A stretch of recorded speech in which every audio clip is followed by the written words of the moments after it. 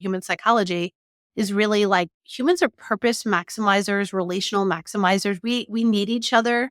We want to feel like we're doing good work, especially, this is especially true kind of innovative like work environments where you need to be free thinking, not just rote kind of mechanics of like say a factory worker or something.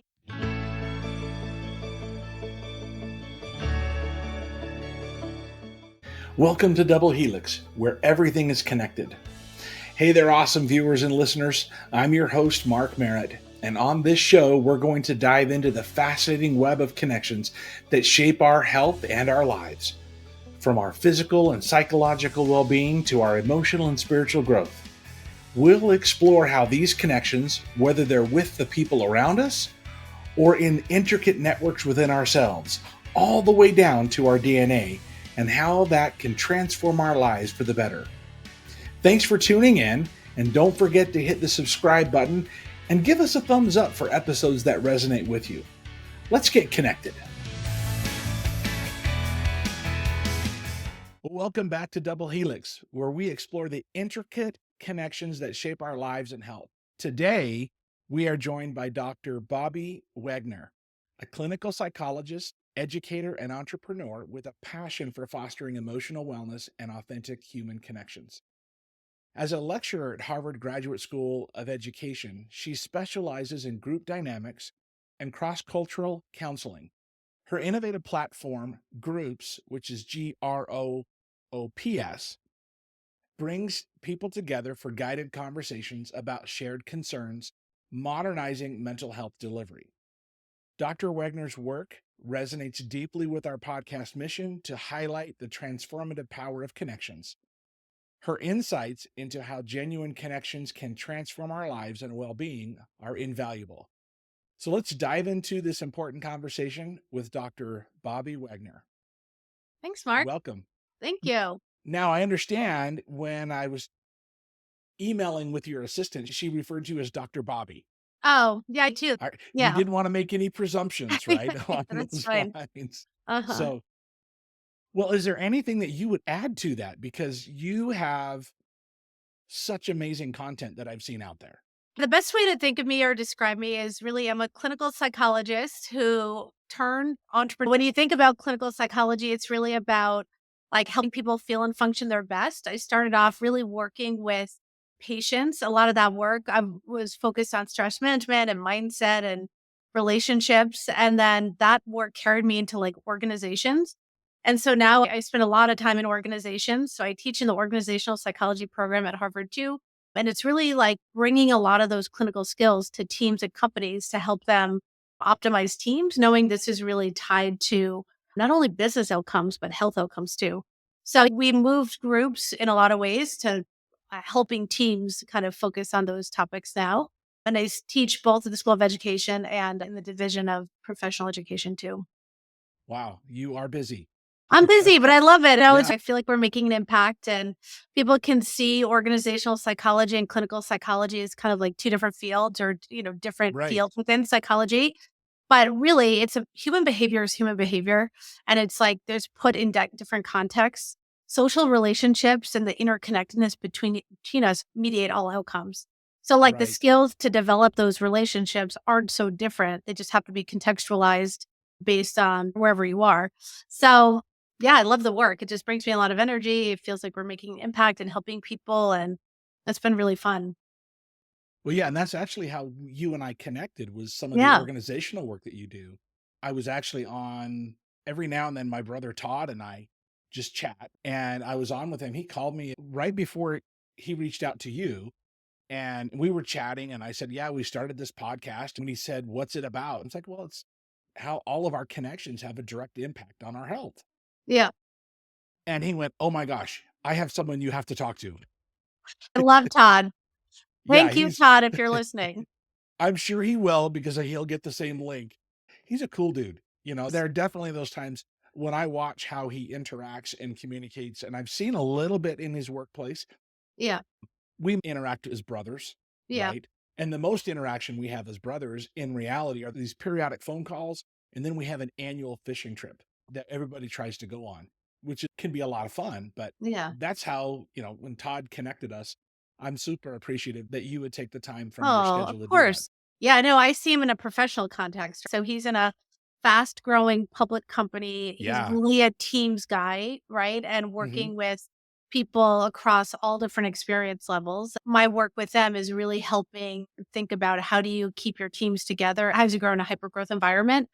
And Todd is one of those guys who just inherently gets it. He understands the importance of shared goals and missions, communication, communicating at scale, all these things that Yeah. just kind of built into who he is with all of his years in industry. Which makes a big difference. And I know we're kind of touting Todd here, Yeah. and that's great, but it makes a difference from when it comes to leadership standpoint.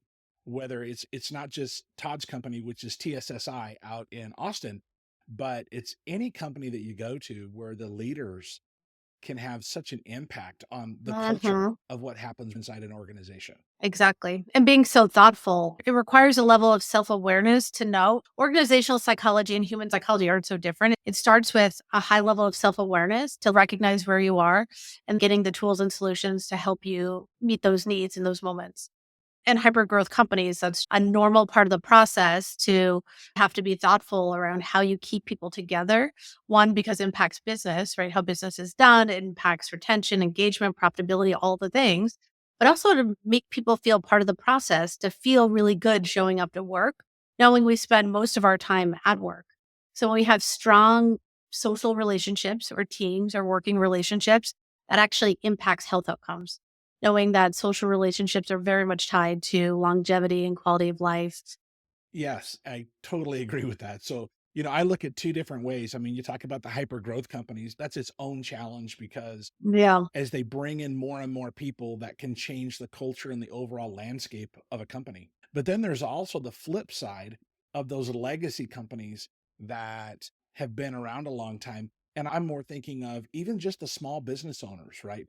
That, Yeah. mom and pop started it and it's been going great for 20 years. But as they gradually grow and need to make changes, they struggle in this same arena, just in a different Mhm. aspect. Exactly.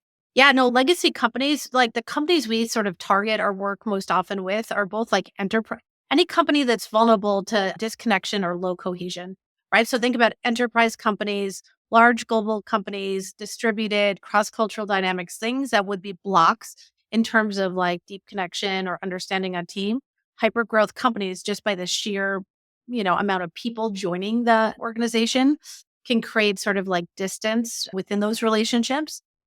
But legacy companies, like for a whole different reason, it's like we have a couple legacy companies that are super interesting because they need to innovate, right? They've been around for a Right. long time. They need to adapt to the market. They need to learn and grow, and they need to modernize. And part of that is to keep highly cohesive teams, high psychological safety, directness, ability to talk about things in real time.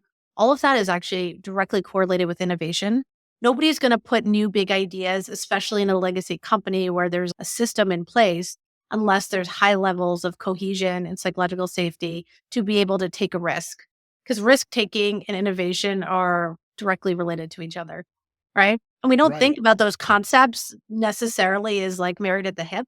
But they're directly related, and high levels of psychological safety and risk taking are correlated with high levels of innovation.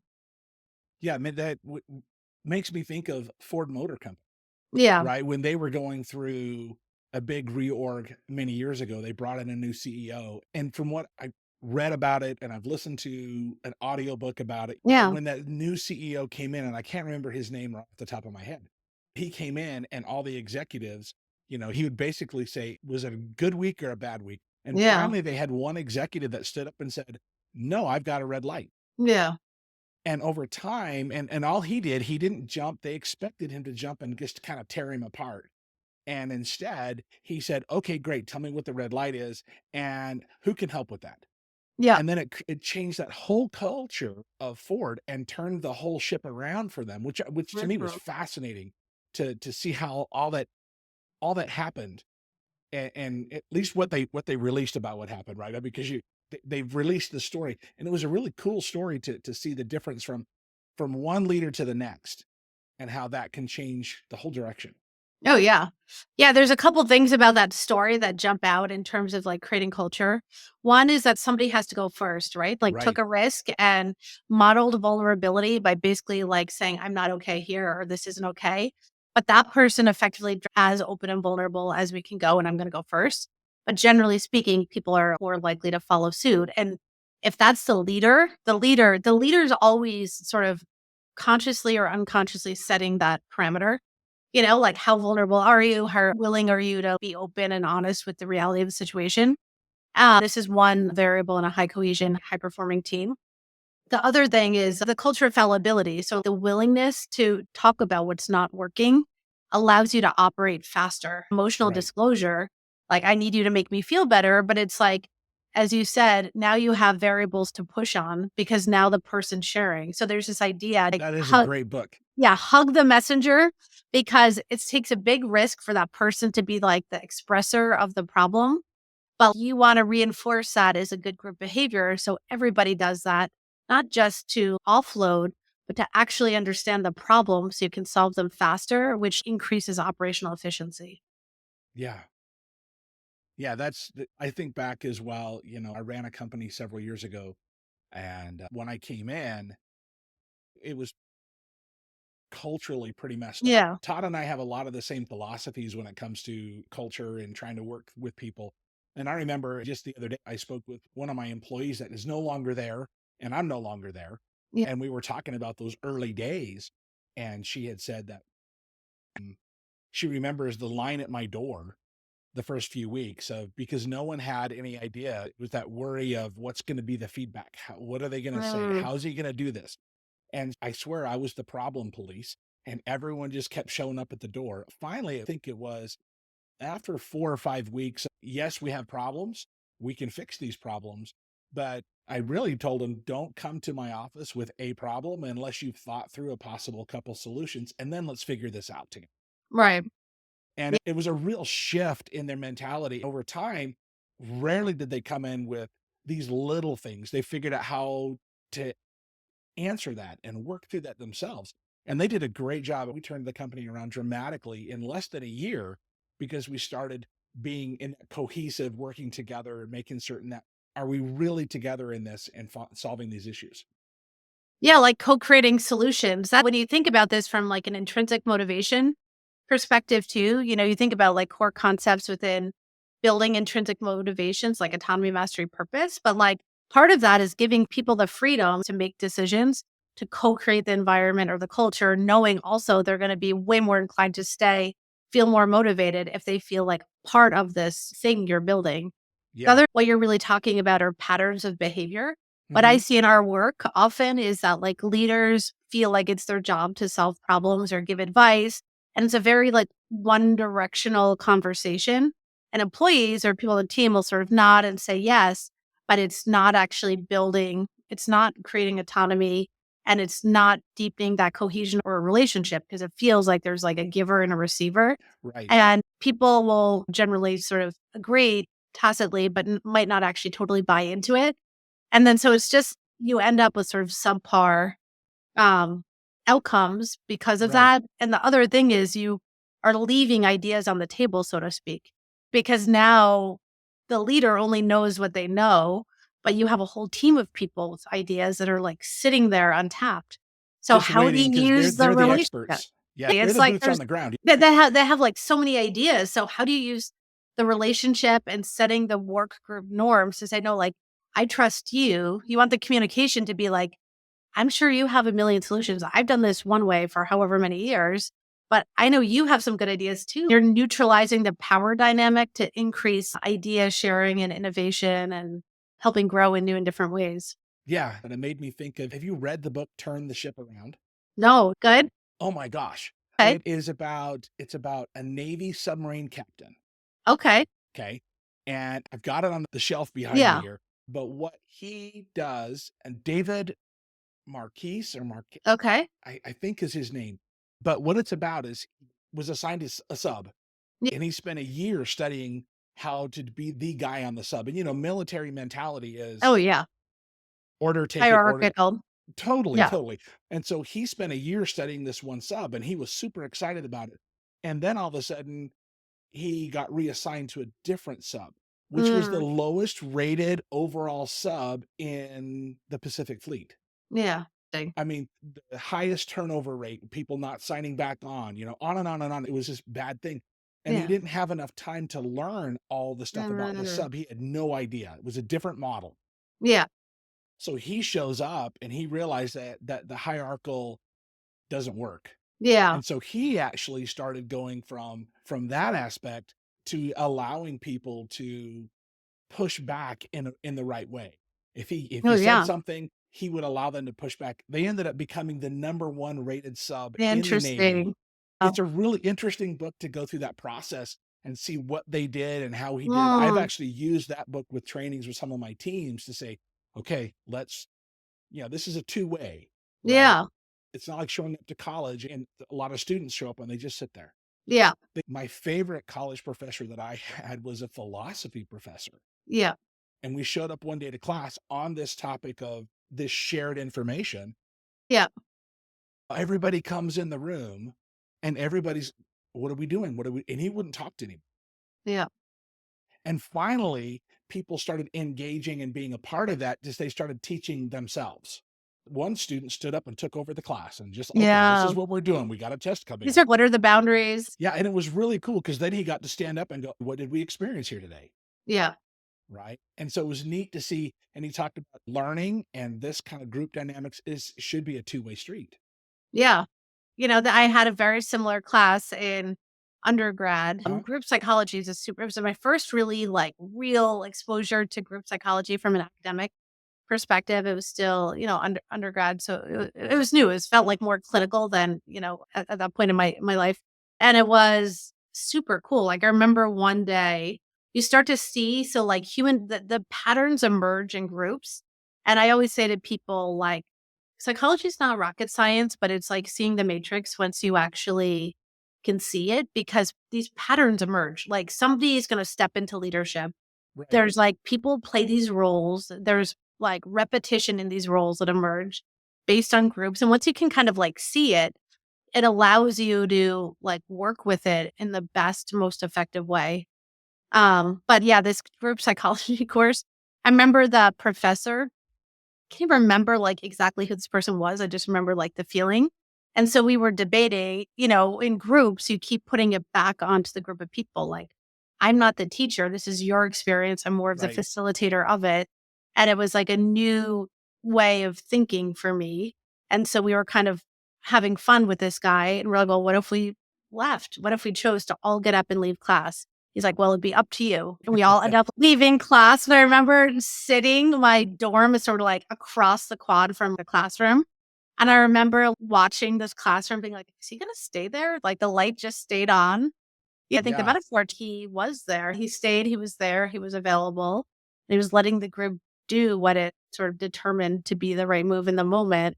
And then next week we kind of came back and processed it and like, what did it mean? And analyzed it from an external perspective. That's a really cool experience. Oh, yeah.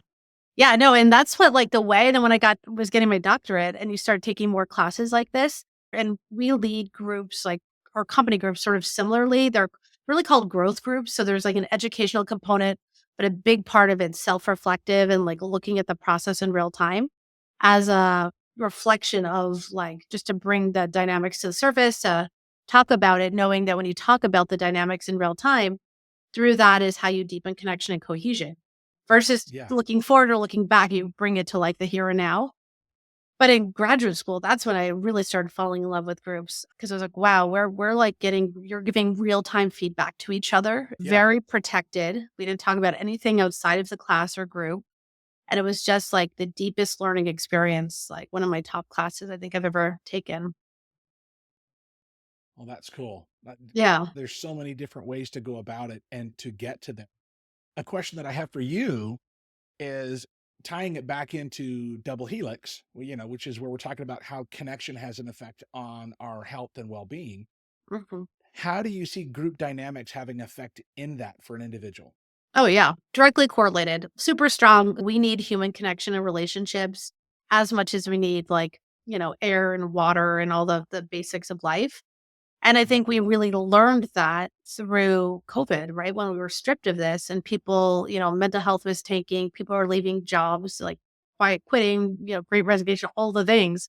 People are like falling away because they felt so disconnected, but they just assumed it was like their job or something without realizing, no, they were just feeling disconnected from people in general and were kind of pointing their finger at their job because their Right. jobs were doing like bringing people together to keep those relationships strong because nobody knew what we were doing, right? You like log on, but what you're stripped of is all the real human connection of what you're thinking and feeling. But And what we yeah, and you know, can't see that over video, you right? I can't mean, see. you're on the other side of the country, so this is a Yeah. great way for us to meet.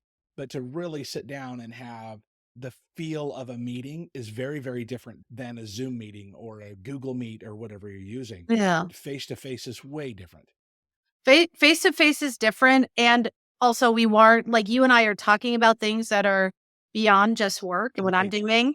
We're talking about things that tag in a much bigger purpose and like a bigger concepts, life outside of work that Hmm. actually has value and meaning and deepening connection and making people feel connected to each other.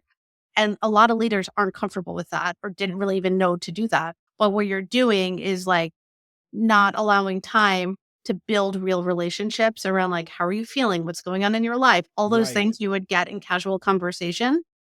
And so part of what we do with like the teams we work with is in right away have everybody do a highlight and the light of the week.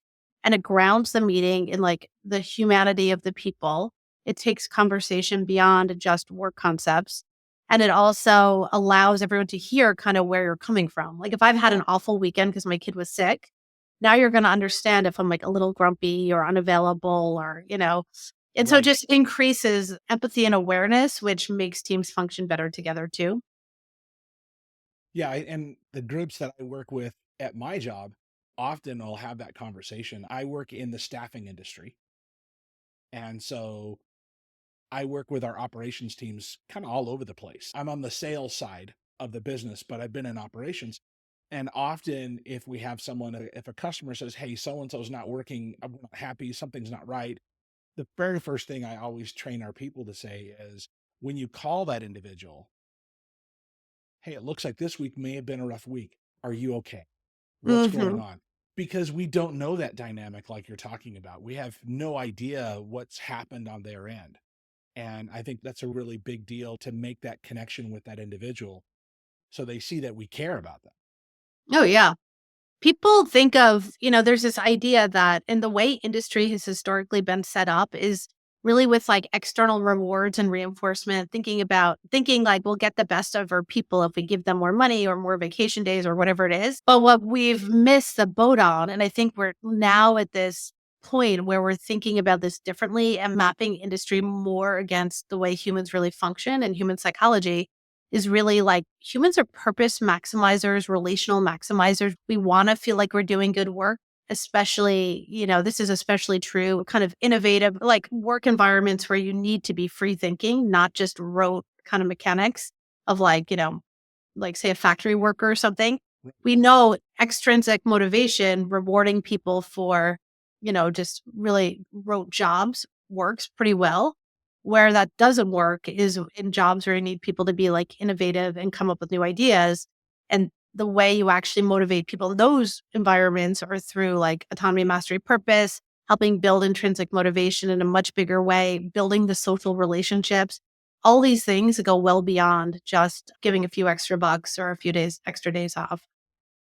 Yeah, there's so many of those little pieces. And I see that in the industry that, because I'm dealing with staffing all the time.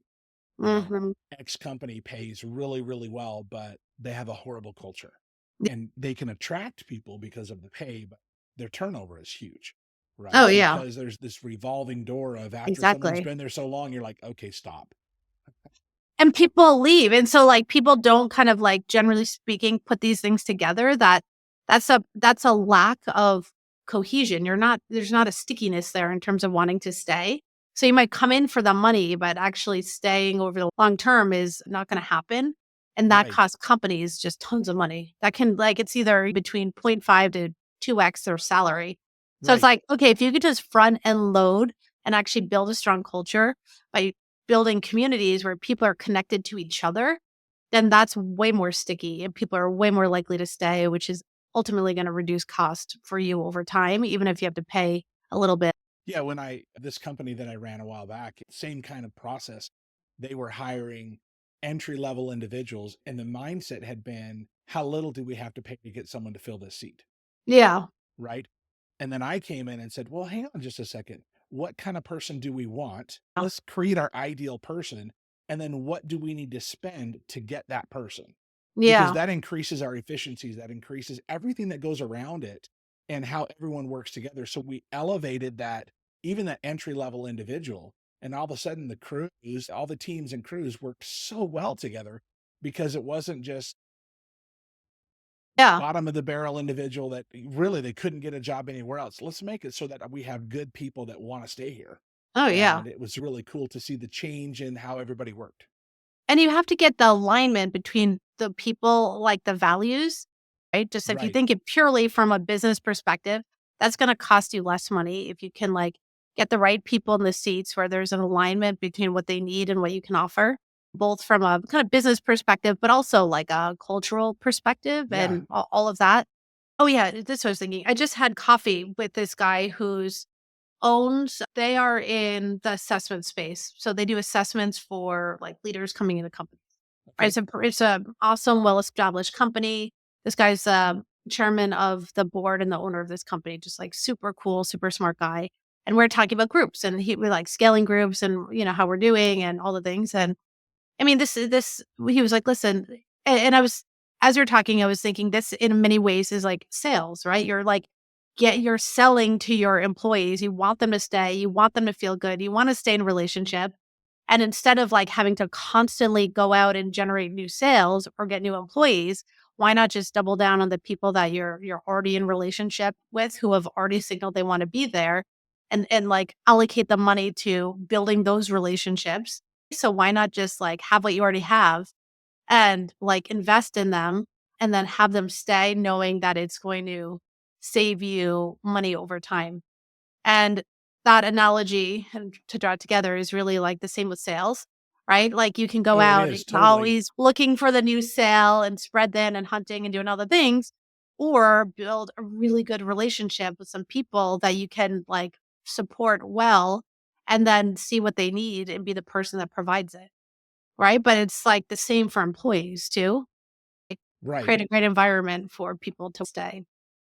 Yeah. And I see that a lot because that's my main function of a job as a sales guy. Yeah. And so I go out there and we talk about with our sales teams about making certain that, let's go after let's reactivate somebody that has maybe dropped off our radar, Yeah. or let's really strengthen that relationship with this particular customer because the bang for the buck is by far better than the cost and effort as a salesperson goes through to Yeah. start from ground zero and go all the way through that process.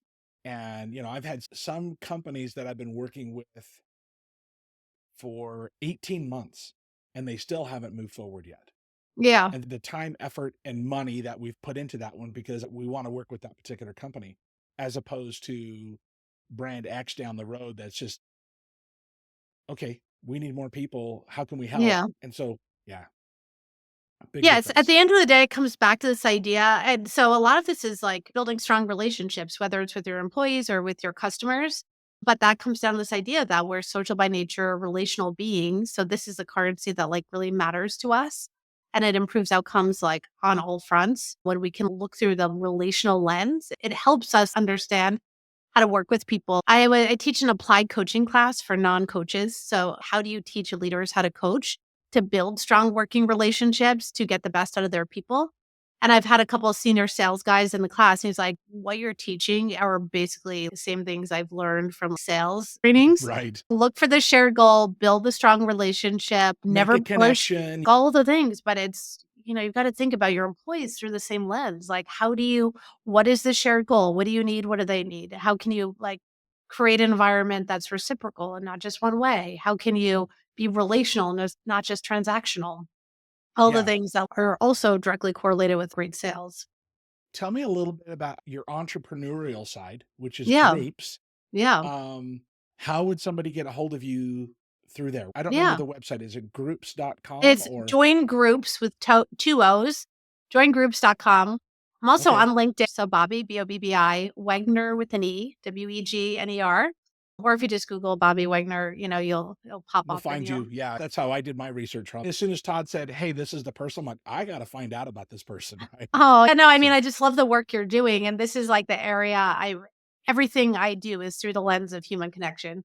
Right? oh, So I I really love it. started off as a clinical psychologist, and then we actually launched so Groups, when we initially launched, was a direct consumer wellness app, scaling support groups for non-clinical issues. So bringing strangers together online to have deep conversation about like kind of shared concerns. So there's some universal Yeah. things we all struggle with. It's relationships, work-life balance, parenting, stress, those kinds of things. That's really where we started, and then Okay. we started testing with companies. What's it like if we bring a psychologist or an organizational psychologist at scale across the organization on a low cost subscription? Like, would people even be into it? We Right. saw we got in with some big companies like straight out of the gate. And but it's really, as a health psychologist, still feels really good to me because we're solving the same problem just in a different form, which is like a lack of connection or disconnection, but helping people come together. We just frame it in the workplace because it benefits the company, right? So when Right. team companies are willing to pay for it and we capture a much broader swath of people who might otherwise like not really come and seek out these types of services.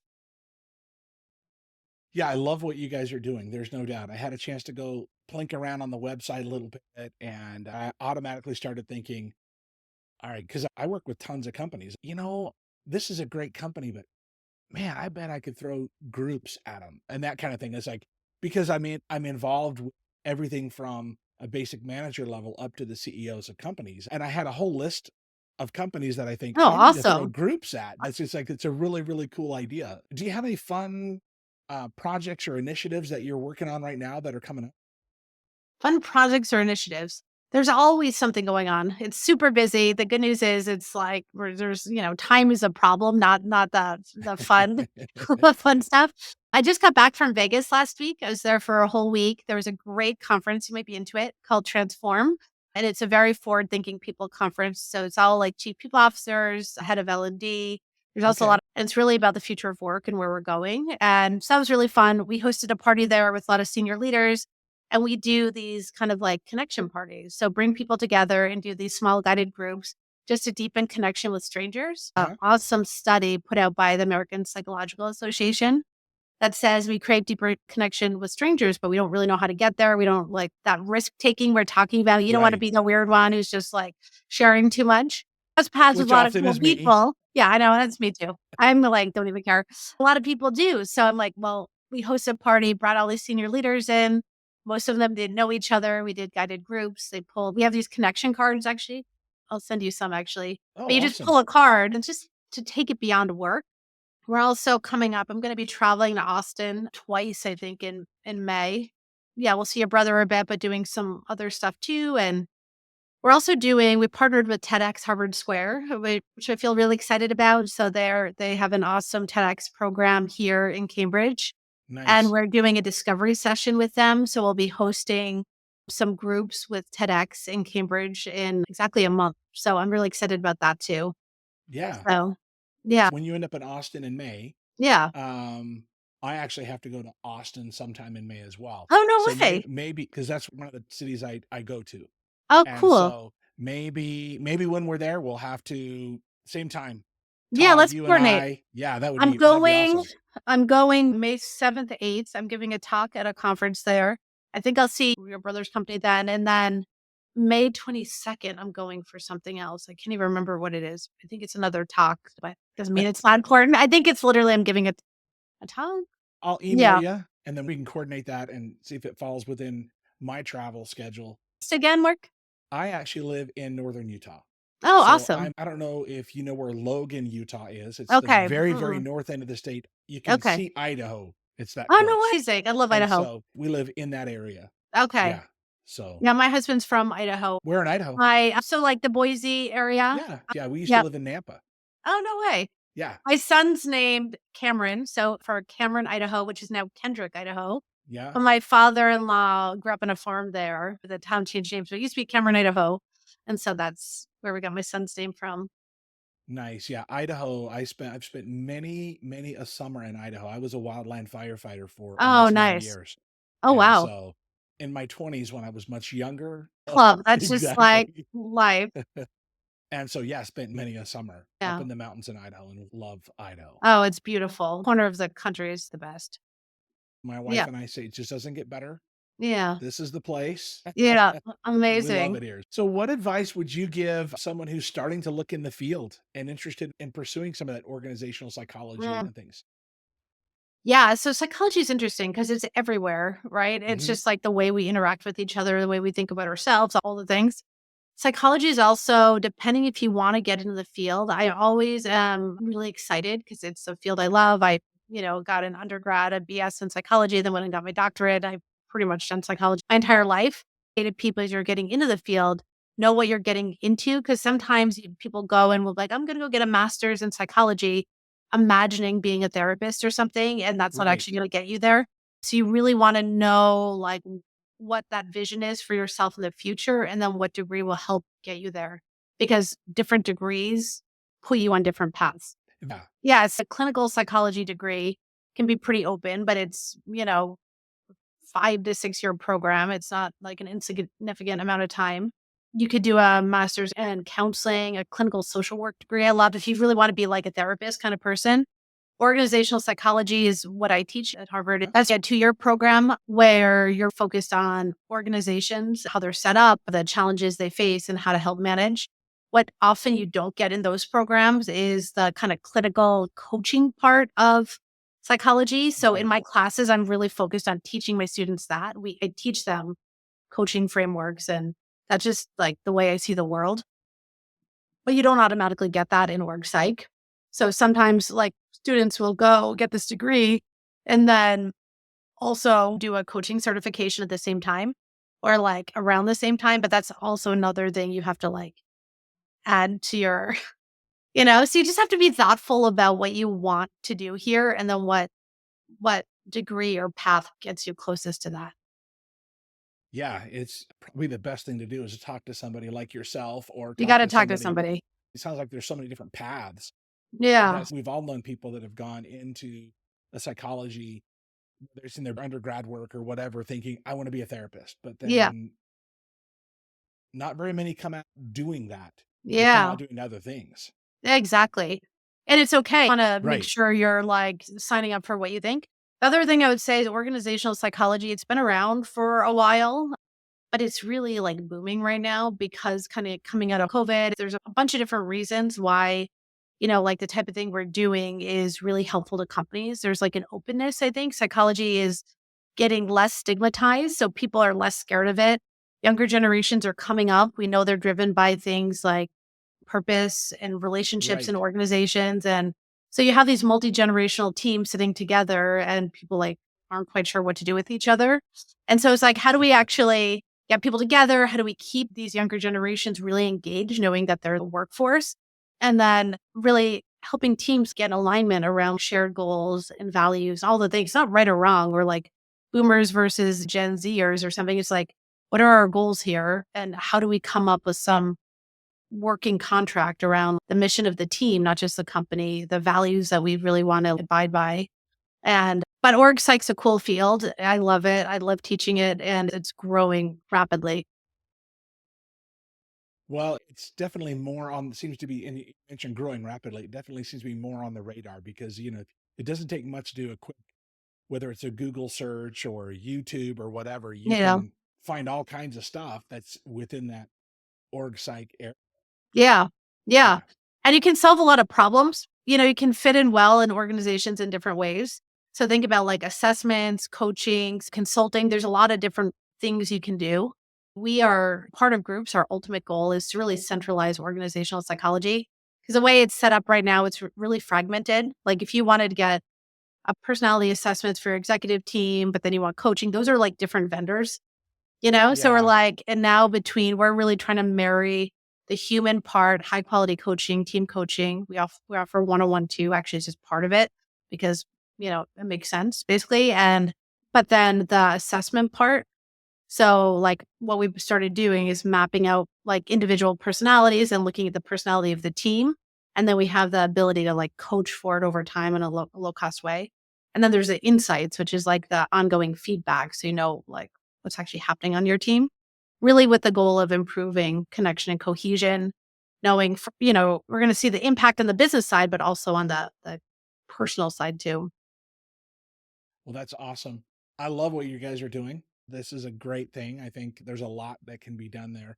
And as we wrap up, I want to kind of wrap things up here. And first of all, tell you thank you so much Oh, for spending some time with us today and sharing some insight. The org psych side is really fascinating, and I'm happy that we were able to connect. Is there anything that you would want to share as we wrap up that would tie into the overall scope of what we're doing at Double Helix? hmm I would say human connection matters. Like, it's just fundamental to everything. Just always remember we're hardwired for connection, social by nature. So when in doubt, like, you want to be asking yourself, like, if you're not sure, say you're in a leadership position or even in your marriage or with your kids or whatever it is, like all of us are hardwired for connection, social by nature. If you're not quite sure how to respond to something, just ask yourself, is this going to bring me closer to the person or deeper connection, or is this going to like block it? Right? And it just helps you guide your behavior. When you look through that lens, can Right. you just really prioritize that the deeper the relationship, the better off everybody is. And so how do you like shape your behavior through that lens? Well, thank you. Thank you so much. And once again, thank you, Bobbi, for coming on and spending some time with us. And look forward to hopefully connecting up in next week. Yeah. Other than that, we'll sign off now. Thank you, everybody, for coming and joining us at Double Helix. And we'll actually put a link for groups in the description as well, Bobbi, so that we can kind of help direct people that direction. Oh, awesome. Yeah, and thanks for your work too, Mark. This is like what you're doing is, I mean, we're singing the same tune here, right? Like, how do we help Yes. people? So thank you for, being a champion as well. All right. Well, thank you very much. I hope you have a great day. All right. We'll see you.